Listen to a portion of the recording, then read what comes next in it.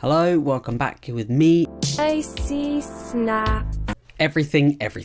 The British art, pop, rock and somewhat experimental band with their new album, Mountainhead. I was actually introduced to this band in 2010 with the song My Keys, Your Boyfriend. I remember being taken aback by Jonathan Higgs' vocals, these really unique vocal inflections and just really unique way of singing at the time. It was something I had to listen to a few times before I basically couldn't listen to their music without it. Their thought-provoking depth of lyrics, everything really loved to craft this story and narrative and sound that challenges the mind and captures the soul. And that's what we have with the new album Mountainhead. It wants to take the listener on a journey, but not so much frolicking through the meadows, but more like a world where everyone's obsessed with being more than they are, wealth, fame, all the good stuff. And at the cost of all this, you have to live in the dark. There's a big mountain that everyone's making and a big hole that everyone's living in. I like to think of it more as Logan's Run meets capitalism, with lyrics like feeding time, animatronic eyes watching with delight. Feels a little bit sinister and a little bit authoritarian. And Wild Guess is an introduction to this world. The first track on the album, a strong introduction with the only song that has a longish instrumental, this really nice robotic voice harmony and really strong guitar solo. Then of course you're hit with Jonathan's vocals, which I love, and he does a great job of setting the scene.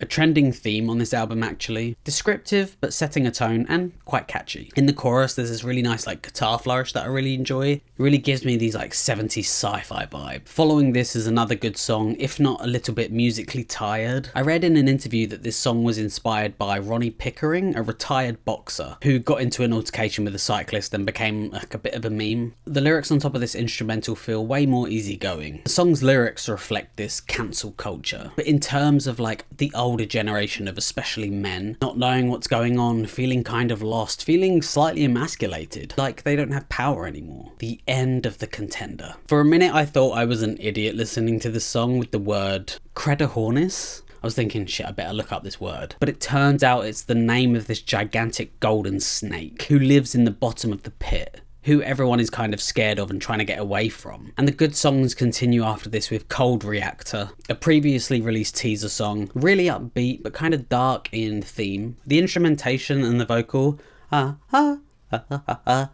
really keep this song pumping. It's fast paced, it's head boppingly catchy, really well mixed actually. Everything really love to use the vocal as an instrument, and they use it so well and they can incorporate it with every sound and it just really melds together. I love that. Past these songs, the album seems to go up and down in waves of quality. Great songs next to okay songs. Quite a few of them feel like just filler, and it feels like the songs are kind of repeating themselves in terms of themes, lessons, that sort of thing. And they just kind of meld into each other. Like the song Buddy Come Over, Dagger's Edge. I think that's part of the album's downfall, is that it's longer than it should be. While I don't find myself fatigued, I do find myself zoning in and out. From here we find ourselves in the middle of the journey. Rather than emptiness, despair, it's discussing themes of love and ways to deal with the darkness, longing, and the challenges that come with it. Again, I find the vocals really impressive with everything. And the song Mad Stone has these amazing parts sang super quick. Unfortunately, I find this song to be a bit overwhelming,